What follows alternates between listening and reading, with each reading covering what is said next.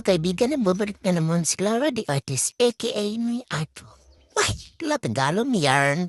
O yun, isip-isip pa yan siya ha. Kung anong gagawin niya para bang matino ang isip ko. Pero sabog na. Pero totoo guys, sabog na talaga ako. Di ako marunong bang Tagalog guys. Kaya pasensya na. O ayun na nga. Itong video na to. It's supposed to be posted during his birthday. Nabisi-bisi yan si Akla kaya ayun. Ngayon ko lang pinusto. And as kamag-anak, excited ako na i-paint siya. Pero all good in the hood pa rin. Tapos na, tuloy. Ay, no? Ang hirap mag-Tagalog. Magbisaya lang ta guys eh. Moto na human na ang video guys. Sa outcome. So ayaw mo kalimot like, subscribe, I follow di eh.